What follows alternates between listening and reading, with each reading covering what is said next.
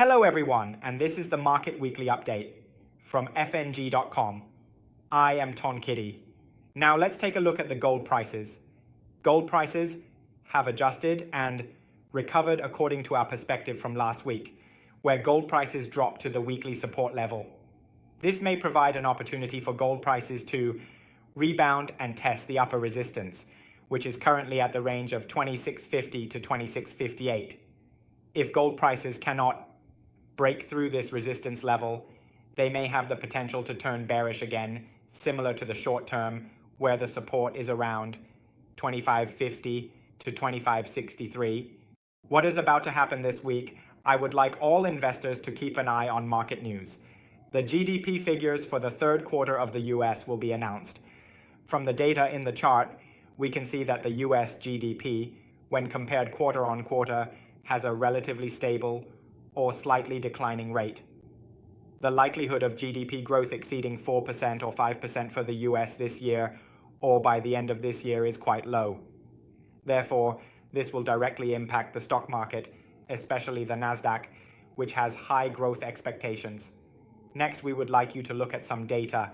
We have taken information from the Buffett indicator, which is calculated from the EPS of the market divided by the GDP or real GDP.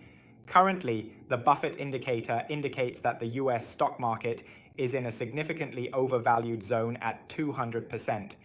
Historical statistics show that when the Buffett indicator rises to 200% or 2 standard deviations, the market often... A significant correction is expected to occur once, which is thought to happen around February 2026. We should see a strong correction in the US stock market. Therefore, we would like all investors, whether you are investing in the US stock market or speculating in indices such as the S&P 500, Nasdaq, and US 30, to consider taking profits or having profit locking points in the short term. In the next section, we will delve into the EPS of the Nasdaq market. From this system, we can see that the EPS of Nasdaq is moving in the opposite direction to the continuously rising index price, reaching an all-time high. The EPS or earnings per share of the overall Nasdaq market has been declining steadily since 2021, 2022, and 2023, with a decrease of more than 11.67% this year. Therefore, the overall picture of the Nasdaq stock market is that the revenue of companies listed on Nasdaq is increasing, but profits or income are decreasing. The margin between production costs and selling prices is also decreasing. The annual EPS or earnings per share is also declining.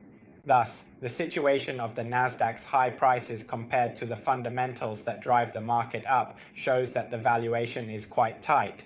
Therefore, anyone holding stocks with a high cost should find a point to lock in profits, especially if the market is likely to experience a correction in early next year or in February. Let's look at the technical analysis first. We see that the Nasdaq has a chance of declining in the future or experiencing a severe market correction, which has already happened several times. After COVID, the Nasdaq market rose, but then it faced a sharp decline due to concerns about Russia's invasion or the war between Ukraine and Russia. It then recovered until now. And the duration of this recovery or market rise is quite similar to the recovery period after COVID and the recovery from the Russia-Ukraine war. Now, there is likely to be a decline in the market soon. Therefore, we want investors to focus a bit more on whether the Nasdaq stock market can reach an all-time high again. If it cannot, there will be a severe decline. So, please be cautious. We are focusing on the sales side of the Nasdaq stock market in the short to medium term, extending into the first quarter of next year. Next, regarding the US dollar, we can clearly see a decline after it failed to break through the sideways trend around 106 to 107. Currently, we view that the dollar is likely to weaken with a key support level at around 99.8 for the DXY or US dollar index. In the next part, we will look for strategies for speculation or speculative products. If we consider that the US dollar has the potential to weaken, we recommend this one, which is USDC or US dollar switch fund. After observing the chart, the graph shows a downward trend or a sideways down movement with a fairly wide swing range.